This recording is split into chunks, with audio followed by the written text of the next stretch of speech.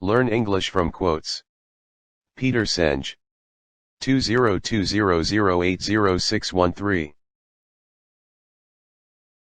Seeds are small. Becoming a force of nature doesn't mean that all of our aspirations must be grand. First steps are often small, and initial visions that focus energy effectively often address immediate problems. What matters is engagement in the service of a larger purpose rather than lofty aspirations that paralyze action. Indeed, it's a dangerous trap to believe that we can pursue only great visions. A learning organization is an organization that is continually expanding its capacity to create its future. A shared vision is not an idea, it is rather a force in people's hearts. At its simplest level, a shared vision is the answer to the question, what do we want to create? A unique relationship develops among team members who enter into dialogue regularly.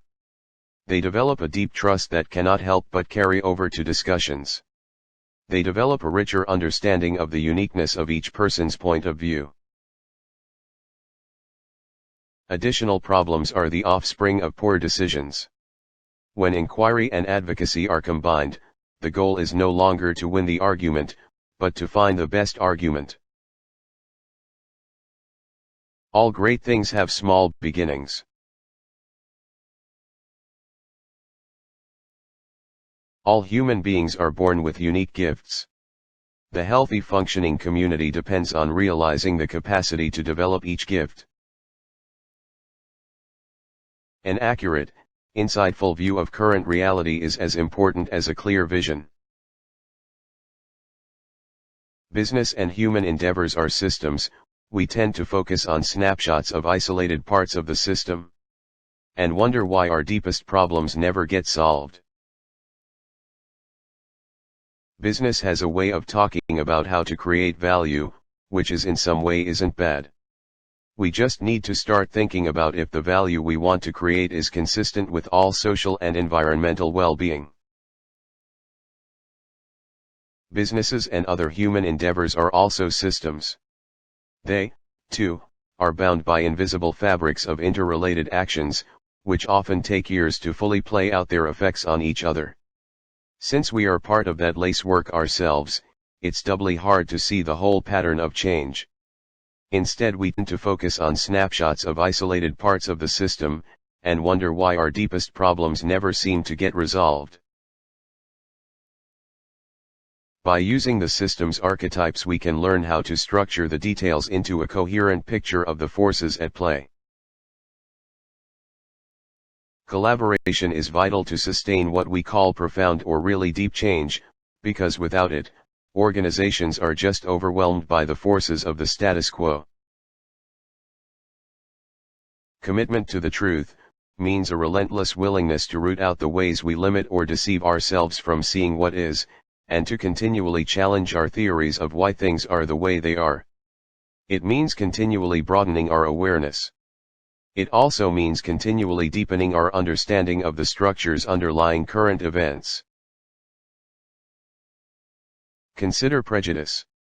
Once a person begins to accept a stereotype of a particular group, that thought becomes an active agent, participating in shaping how he or she interacts with another person who falls in that stereotyped class.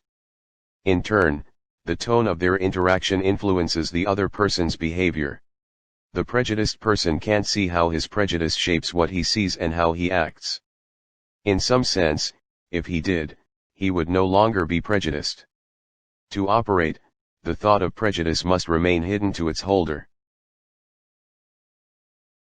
Courage is simply doing whatever is needed in pursuit of the vision. Dialogue starts with the willingness to challenge our own thinking, to recognize that any certainty we have is, at best, a hypothesis about the world. Dividing an elephant in half does not produce two small elephants.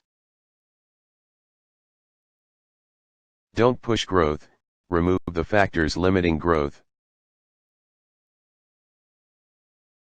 Few, if any, forces in human affairs are as powerful as shared vision. governments, especially democratic ones, are short-term and nationalistic. How has the world of the child changed in the last 150 years? The answer is, it's hard to imagine any way in which it hasn't changed. They're immersed in all kinds of stuff that was unheard of 150 years ago, and yet if you look at schools today versus 100 years ago, they are more similar than dissimilar. 150. 150100. I do not believe great organizations have ever been built by trying to emulate another, any more than individual greatness is achieved by trying to copy another great person. I often say that leadership is deeply personal and inherently collective. That's a paradox that effective leaders have to embrace. I think the terminology I would use is a continuous process of reflection. I've always thought of only two questions that have mattered to me personally. One is what is really needed in the world, and the second is what's really important to me and how these two intersect. It's always been a reflective process, spiraling around these two poles. If people don't have their own vision, all they can do is sign up for someone else's. If there is genuine potential for growth, build capacity in advance of demand, as a strategy for creating demand. Hold the vision, especially as regards assessing key performance and evaluating whether capacity to meet potential demand is adequate. If you want real, significant, sustainable change, you need talented, committed local line leaders. If the line manager is not innovating, then innovation is not going to occur. If you want to see the future of management education, you should go to see Team Academy. Team Academy. In a learning organization, leaders are designers, stewards, and teachers. They are responsible for building organizations where people continually expand their capabilities to understand complexity, clarify vision, and improve shared mental models. That is, they are responsible for learning. In a sluggish system, aggressiveness produces instability. Either be patient or make the system more responsive.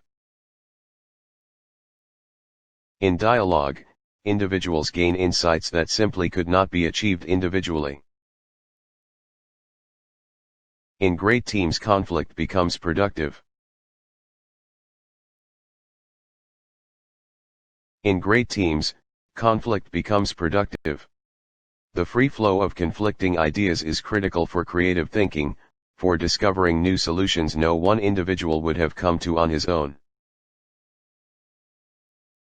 In some ways, clarifying a vision is easy. A more difficult challenge comes in facing current reality. In the absence of a great dream, pettiness prevails. Shred visions foster risk-taking, courage and innovation. Keeping the end in mind creates the confidence to make decisions even in moments of crisis. New word. Vision.